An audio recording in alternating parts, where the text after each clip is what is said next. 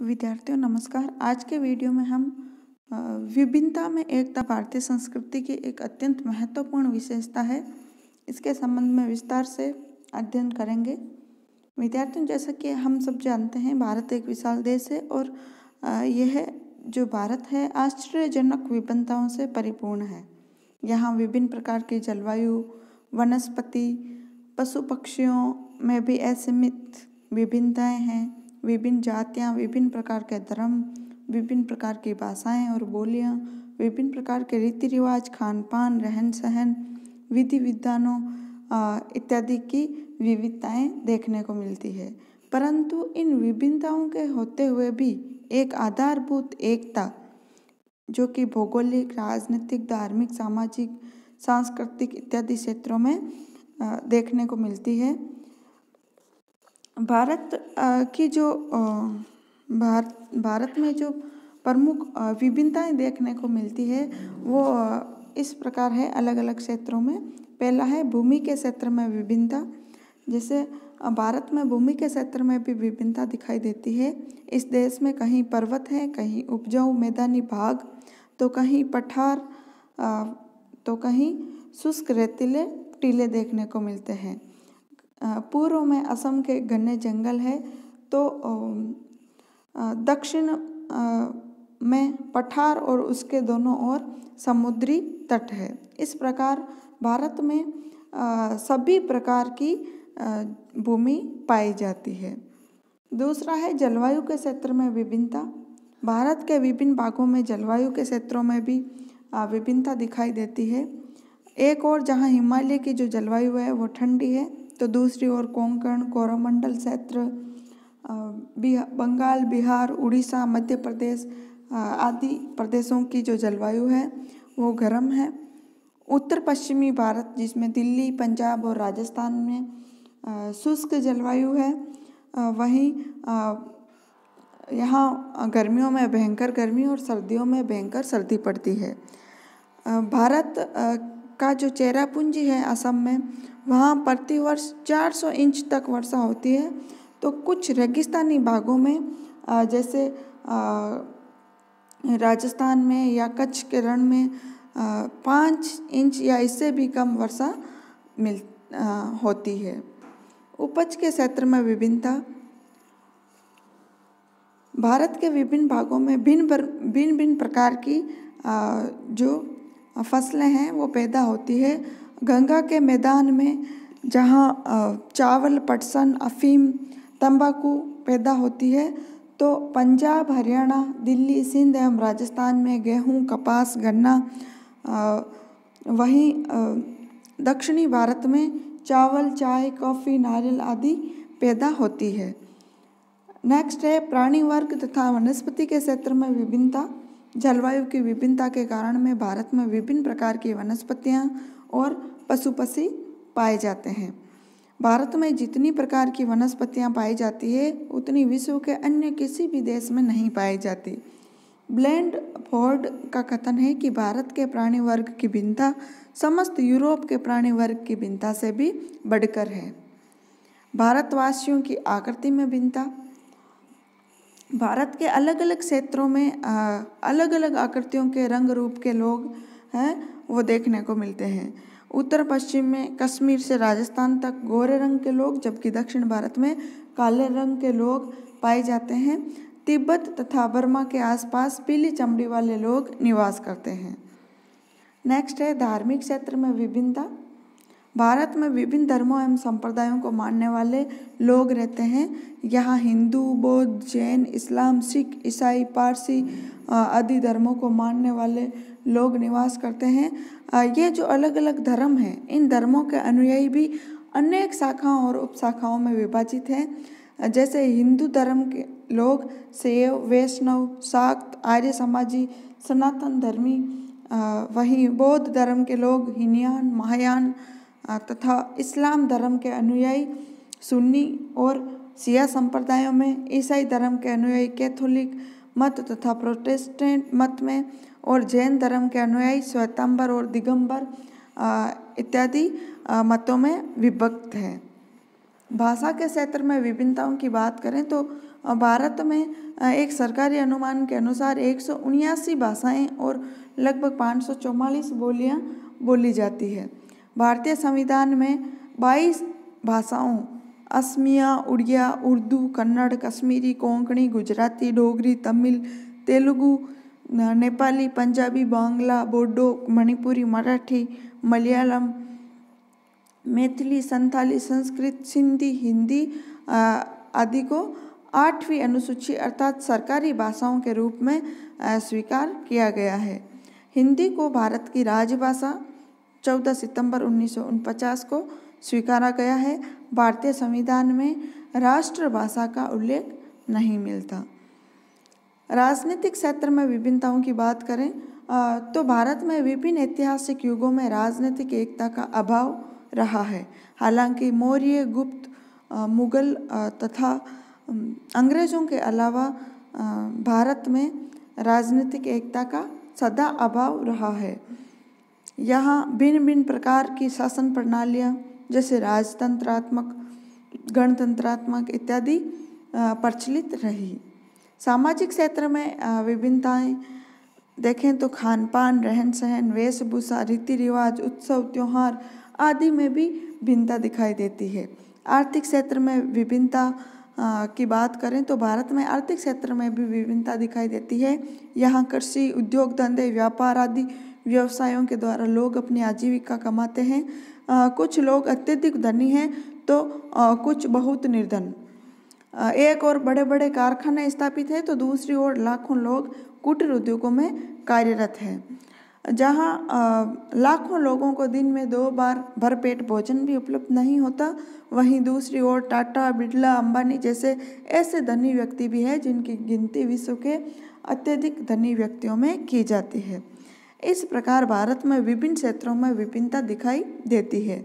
Doctor Radha कुमुद मुखर्जी का कथन है, भारत को मतों तथा पंथों, प्रथाओं तथा संस्कृतियों, धर्मों एवं भाषाओं, विभिन्न जातियों तथा सामाजिक संस्थाओं का अजायब घर कहा जा सकता है, परंतु यह मृतक वस्तुओं तथा भौतिक पदार्थों का नहीं बल्कि जीवित संप्रदायों एवं आध्यात्मिक व्यवस्थाओं का अजायब घर है। अर्थात भारत एक प्रकार का म्यूजियम है, परंतु यह मृतक वस्तुओं और भौतिक पदार्थों का म्यूजियम नहीं है, बल्कि अलग अलग संप्रदायों, धर्मों, भाषाओं और आध्यात्मिक व्यवस्थाओं का म्यूजियम है। विविधता में एकता अर्थात विभिन्नता में एकता, ये जो उपयुक्त विभिन्नताएं हैं इनके होते हुए भी भारत में भौगोलिक, राजनीतिक, धार्मिक, सामाजिक, सांस्कृतिक इत्यादि क्षेत्रों में एकता देखने को मिलती है। पहला है भौगोलिक एकता। भौगोलिक दृष्टि से प्रकृति ने भारत को एक देश का रूप प्रदान किया है। प्रकृति ने इसे इस एकीकृत देश बनाया है और उसे अन्य देशों से अलग करते हुए सुरक्षित सीमाएं प्रदान की है। विष्णु पुराण में लिखा है, उत्तरम यत् समुद्रस्य हिमाद्रश्चैव दक्षिणम वर्षम तद भारतम नाम भारती यत्र संतति। अर्थात समुद्र के उत्तर में और हिमालय के दक्षिण में जो देश है उसे भारत कहते हैं तथा उसकी संतानों को भारती अर्थात भारत की संतान कहते हैं। प्राचीन महाकाव्यों में भी संपूर्ण देश का नामकरण भारतवर्ष ही किया गया है। Doctor V.A. स्मिथ का मत है कि भारत निस्संदेह एक स्वतंत्र भौगोलिक इकाई है जिसका एक नाम होना सर्वथा ठीक ही है। रामधारी सिंह दिनकर का कथन है कि भारत के भीतर यद्यपि प्रांतीय भेदों के लिए अनेक क्षेत्र मौजूद है, लेकिन इन समस्त विभिन्नताओं को समेटकर भारत को एक पूर्ण देश बनाने का काम भी हमारे भूगोल ने ही किया है। भीतर से कुछ कुछ बंटा हुआ और बाहर से बिल्कुल एक, भारत की यह विशेषता बहुत पुरानी है। नेक्स्ट है राजनीतिक एकता। प्राचीन भारतवासी देश की राजनीतिक एकता के महत्व से भली भांति परिचित थे। यहाँ के शक्तिशाली राजा दिग्विजय करके संपूर्ण सभी दिशाओं को जीत के चक्रवर्ती सम्राट बनने के लिए हमेशा लालायित रहते थे। शक्तिशाली और जो महत्वाकांक्षी सम्राट होते थे वो अपने साम्राज्य का विस्तार करके अलग अलग यज्ञ जैसे अश्वमेध, राजसूय, वाजपेयी इत्यादि यज्ञ करते थे। चंद्रगुप्त मौर्य, अशोक, समुद्रगुप्त, चंद्रगुप्त द्वितीय, हर्षवर्धन, अलाउद्दीन खिलजी, शेरशाह सूरी, मुगल सम्राट अकबर, औरंगजेब आदि ने भारत में राजनीतिक एकता स्थापित की और भारत में उन्होंने अपने अधीनस्थ प्रदेशों में एक जैसी शासन व्यवस्था भी स्थापित की। आधुनिक समय में अंग्रेजों ने भारत के एक बहुत बड़े भूभाग पर अधिकार कर एक जैसा शासन प्रबंध स्थापित किया। उनके शासनकाल में भी राजनीतिक एकता अधिक दृढ़ हो गई। इस प्रकार भारत में विभिन्न युगों में राजनीतिक तथा प्रशासन संबंधी एकता रही है। आज जब भारत स्वतंत्र है और संपूर्ण देश में एक सी शासन व्यवस्था, कानून, संविधान लागू होने से राजनीतिक एकता को बढ़ावा मिला है। नेक्स्ट है सामाजिक एकता। भारत के विभिन्न भागों में रहने वाले लोगों के सामाजिक जीवन में भी एकता देखने को मिलती है। लोगों के रहन सहन और रीति रिवाज काफ़ी हद तक एक जैसे हैं। संपूर्ण देश में वर्ण व्यवस्था, जन्म, मरण और विवाह के जो संस्कार हैं, अनुष्ठान हैं, वो समान रूप से प्रचलित है। संपूर्ण भारत में भोजन बनाने के मसालों का उपयोग लगभग एक जैसे मसालों का उपयोग किया जाता है। समस्त जातियों में एक जैसी विवाह पद्धति प्रचलित है। सगोत्र विवाह किसी भी जाति में अच्छा नहीं माना जाता। संपत्ति, पैतृक जो संपत्ति होती है उसके बंटवारे की प्रथा भी सारे देश में एक जैसी है। जन्म से लेकर मृत्यु तक जो सारे संस्कार है वो भी लगभग सभी जातियों में एक समान होते हैं। प्राचीन काल से भारतीयों की वेशभूषा भी एक जैसी रही है। भारतीय महिलाओं की पोशाक में जहाँ सौम्यता झलकती है, वहीं पुरुषों की पोशाक सादगी और उपयोगिता से पूर्ण है। भारत में सभी भागों में स्त्रियों के जो आभूषण हैं वो भी एक जैसे देखने को मिलते हैं। संपूर्ण भारत में त्योहार व उत्सव हर्ष और उल्लास से विभिन्न धर्मावलंबी मिलकर मनाते हैं। नेक्स्ट है धार्मिक एकता। सभी धर्मों के दार्शनिक और नैतिक सिद्धांत एक जैसे हैं। एकेश्वरवाद, आत्मा की अमरता, कर्म और पुनर्जन्म का सिद्धांत, मोक्ष, ईश्वर के प्रति समर्पण की भावना, अहिंसा, नैतिकता आदि सिद्धांतों को सभी धर्मों ने स्वीकारा है। धार्मिक कर्मकांड और संस्कारों में भी बहुत कुछ समानताएं देखने को मिलती है। यम, नियम, शील, तप और सदाचार पर सभी संप्रदाय जोर देते हैं। ऋषि मुनियों, संत महात्माओं और महापुरुषों का सम्मान बिना किसी क्षेत्रीय भेदभाव के सर्वत्र देखने को मिलता है। सभी संप्रदायों के तीर्थ स्थान, पवित्र नदियाँ, पवित्र पर्वत संपूर्ण भारत में फैले हुए हैं। धार्मिक यात्राओं से देश की एकता को बढ़ावा मिलता है। ये जो तीर्थ स्थान वगैरह हैं, इनके अलग अलग धर्मों के लोग जब यात्राएं करते हैं तो इससे वो अलग देश के अलग अलग भागों की संस्कृतियों से परिचित होते हैं और इससे देश की एकता को बढ़ावा मिलता है। नेक्स्ट है सांस्कृतिक एकता। भारतीय संस्कृति विविध संप्रदायों तथा जातियों के आचार विचार, विश्वास और आध्यात्मिक साधना का समन्वय है। ये जो संस्कृति है, भारतीय संस्कृति वैदिक, बौद्ध, जैन, हिंदू, मुस्लिम और आधुनिक संस्कृतियों के सम्मिश्रण से अर्थात समन्वय से ही बनी है। यद्यपि विभिन्न संप्रदायों के लोग अपने अपने संप्रदायों की मान्यताओं के अनुसार व्रत, उपवास, पर्व आदि मनाते हैं, परंतु सबके मनाने में एकमात्र आत्मकल्याण और आध्यात्मिक उन्नति की भावना छिपी हुई होती है। साहित्य व कला के क्षेत्र में एकता। भारतीय साहित्य एवं कला के उद्गम के स्रोत सभी प्रांतों में एक देखने को मिलते हैं, जैसे धार्मिक भावना, नैतिक भावना, रहस्य अनुभूति तथा प्रतीकात्मकता। साहित्य एवं कला के जो आधार हैं, कथा वस्तु, चरित्र चित्रण, अलंकार, रस आदि सभी जगह समान हैं। वेद, उपनिषद, गीता, रामायण, महाभारत, पुराण, स्मृति, बौद्ध एवं जैन साहित्य समस्त भारत में समान रूप से कला और साहित्य के प्रेरणा के स्रोत रहे हैं।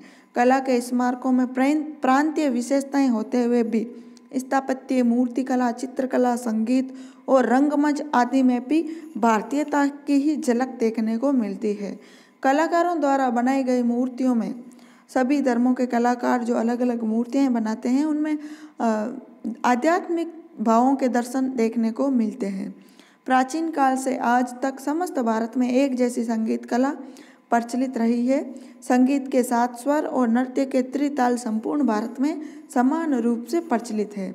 भाषाई एकता की बात करें तो भारत के लगभग सभी संप्रदायों ने प्राचीन काल में संस्कृत भाषा को अपनाया।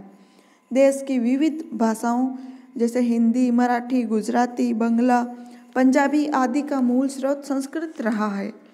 इनकी शब्दावली मुख्यतः संस्कृत से ही ली गई है। दक्षिण की तमिल, तेलुगु, मलयालम, कन्नड़ भाषाओं पर भी संस्कृत का अधिक प्रभाव देखने को मिलता है। अतः संस्कृत जो है वो भारत की एकता का एक ठोस प्रमाण है।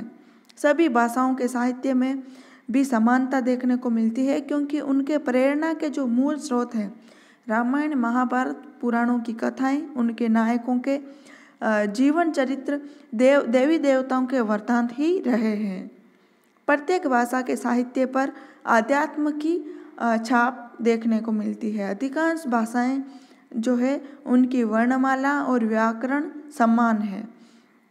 जातीय एकता, यद्यपि भारत में अनेक जातियां जैसे आर्य, द्रविड़, सिथियन, हूण, तुर्क, पठान, मंगोल आदि का प्रवेश हुआ, परंतु उनमें से अधिकांश हिंदू समाज में इतनी घुल मिल गई है कि उनका अपना अस्तित्व ही नहीं रहा।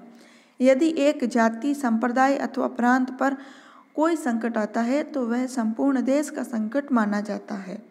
आधुनिक राष्ट्रीयता की नवीन विचारधारा के फलस्वरूप देश की एक शासन व्यवस्था के अंतर्गत सभी नागरिकों को नागरिकता के अधिकार प्राप्त हैं।